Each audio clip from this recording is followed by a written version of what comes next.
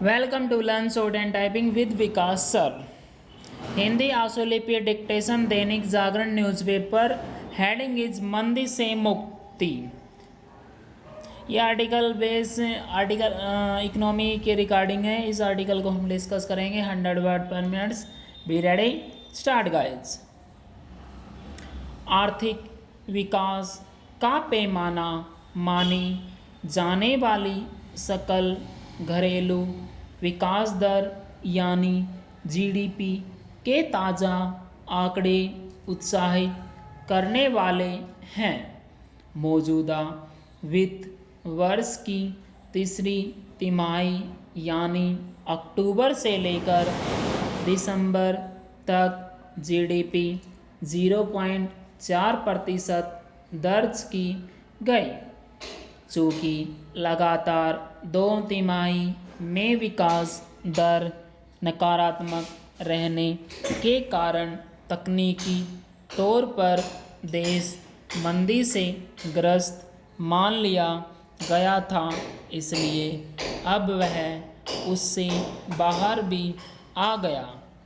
वैसे तो देश को मंदी से बाहर आना ही था, लेकिन उस पर मुहर लगने का विशेष महत्व है। जीडीपी के ताज़ा आंकड़े सकारात्मक माहौल का निर्माण करने और इस भरोसे को बल देने वाले हैं कि आने वाला समय और बेहतर होगा। इसके संकेत विभिन्न एजेंसियों ने भी दिए हैं, जहां अंतर्राष्ट्रीय मुद्रा कोष ने यह अनुमान लगाया कि आगामी वित्त वर्ष में भारतीय अर्थव्यवस्था 11.5% की वृद्धि हासिल कर सकती है। वहीं रेटिंग एजेंसी मूडीज का आकलन है कि विकास दर 13.7% हो सकती है।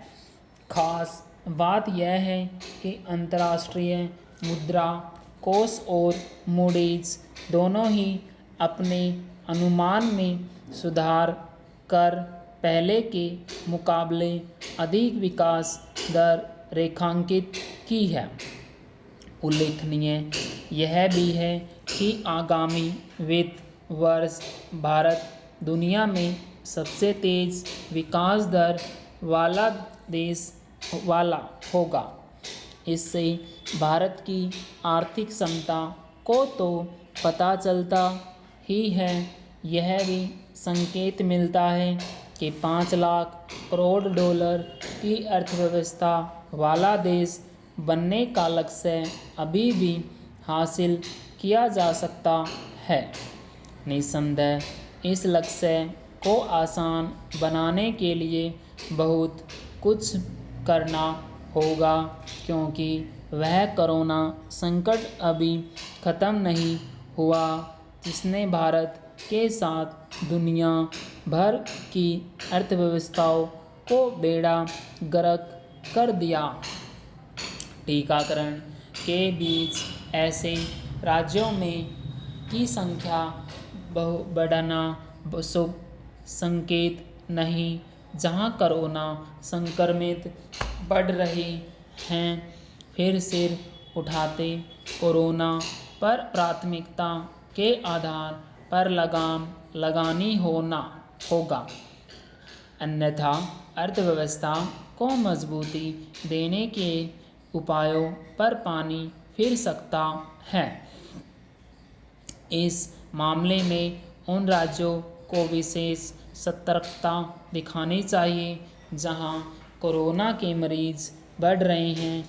चूँकि जीडीपी के आंकड़े यह भी बताते हैं कि किस सेक्टर में अपेक्षा के अनुकूल वृद्धि हुई और किस के प्रति अनुकूल। इसलिए उन कारणों का प्राथमिकता के आधार पर निवारण भी करना होगा, जिनके चलते कुछ सेक्टर पर्याप्त वृद्धि हासिल करते नहीं दिख रहे।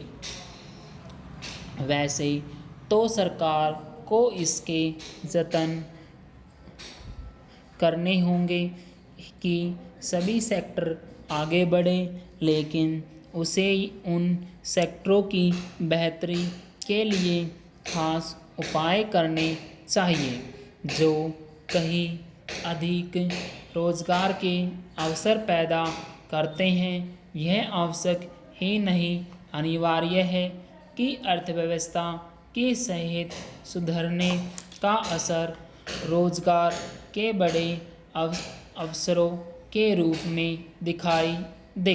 पूर्ण विराम।